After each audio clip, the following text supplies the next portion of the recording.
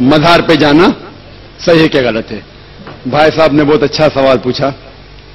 اسی لیے میں کہتا ہوں کہ اسلام کو جاننے کے لیے مسلمان کو مت دیکھو، قرآن اور حدیث کو دیکھو.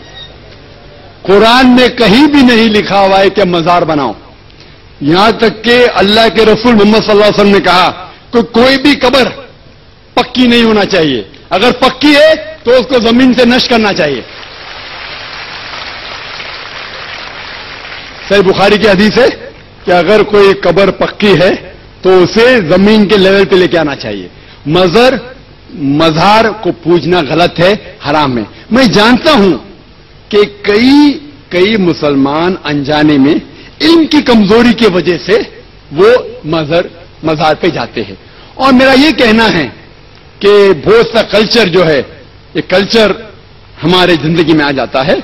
اور ہمارے باپ دادا پہلے کہیں نہ کہیں ہندو تو ہوں گے، تو ہمارے باپ دادا جاتے تھے مندر، تو ابھی جا رہے ہیں لوگ مزار میں. آہستہ آہستہ تبدیلی آ رہی. تو میری درخواست ہے کہ اگر آپ اسلام ان بھائیوں سے جو مزار جاتے ہیں، مسلمان بھائیوں، مزار پہ جانا بالکل غلط ہے. یہ دلائل آپ کے سامنے میں پیش کرتے ہوئے اپنی گفتگو کو محدثین کے عقیدہ کے لحاظ سے آگے بڑھا رہا ہوں. یہ کتاب الثقات میرے پاس ہے. وہ ابن حبان جن کے کہنے پر سندیں صحیح اور ضعیف کہتے ہیں، یہ جلد نمبر 5 میں ان کا یہ عمل موجود ہے. وہ محدث، ان کا عقیدہ کیا ہے؟ وہ یہ کہتے ہیں ماحلت بی شدت فی وقت قیامی بے توس.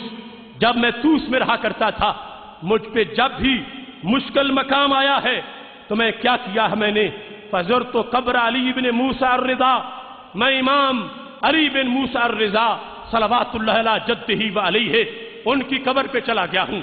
ودعوت اللہ ازالۃ عنی، وہاں جا کر میں نے اپنی مشکل کے ٹالنے کے لیے دعا کی ہے. کہتے الا استجیب علی، جب بھی میں نے دعا مانگی ہے وہاں پہنچ کر قبر کی برکت سے میری مشکل حل ہو گئی ہے.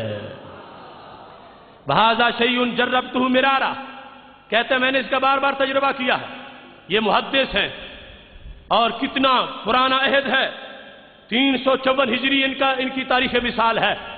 354 ہجری 34 صدی ہجری سے میں اپنا عقیدہ بتا رہا ہوں. محدث توحید پرست، مشکل ہوتی ہے تو کیوں امام رضا کے دربار پہ جاتے ہیں؟ وہ یہ بتانا چاہتے ہیں توحید یہ ہے، اللہ چاہے تو خود مدد کرتا ہے، چاہے تو محبوبوں کی قبروں پہ بیٹھنے والوں، حاضری دینے والوں کو ان آستانوں سے نواز دیتا ہے. اسی طرح اس مقام پر یہ حدیث شریف بھی اور محدثین کا عمل تمہارے سامنے پیش کر رہا ہوں، جس میں واضح طور پر اس چیز کو ذکر کیا گیا کہ سید عالم نور مجسم شفیع معظم صلی اللہ علیہ وسلم کے امت کے اشخاص جہاں جلوہ گر ہوتے ہیں، نسل پرنور کے لوگ، وہاں یہ جلد نمبر 4 تہذیب التہذیب فی رجال الحدیث، امام ابن حجر اسقلانی یہ لکھتے ہیں. اور انہوں نے کس کے بارے میں لکھا؟ امام ابو بکر بن خزیمہ کے بارے میں.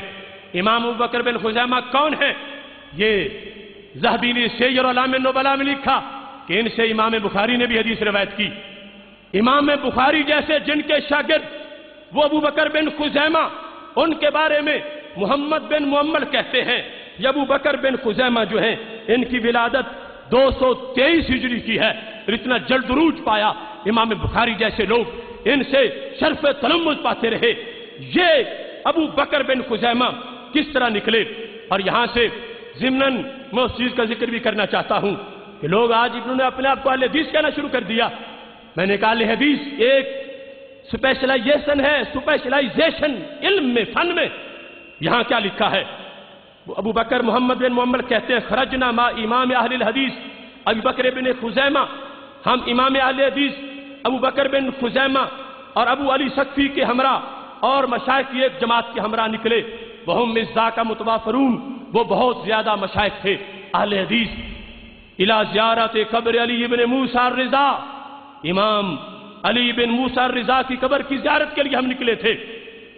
فرأیت من تعظیمہ، یعنی ابن خزیمہ لتلک البکا، کہتے ہیں وہاں جا کر ہم نے دیکھا اہل حدیث کا امام جو مسلک میں سنی ہے، اور اپنی مصروفیت میں امام اہل حدیث ہے کیونکہ یہ علمی شعبہ ہے، انہوں نے وہاں جا کے کیا کیا، جن 3 چیزوں پر آج شرک کا فتویٰ لگا کہ قبر کے پاس جا کر تواضع نہ کرو، تضرع نہ کرو، تعظیم نہ کرو، تینوں کو نجدی، وہابی مفتیوں نے شرک کہا، ابو جہل سے بڑا شرک کہا۔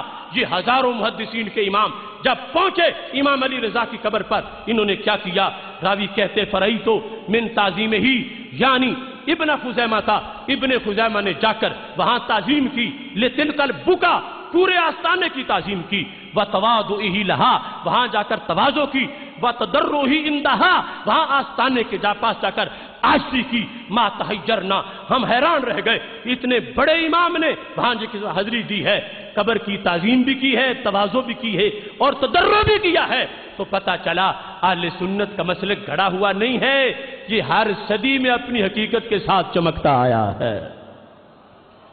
محتشم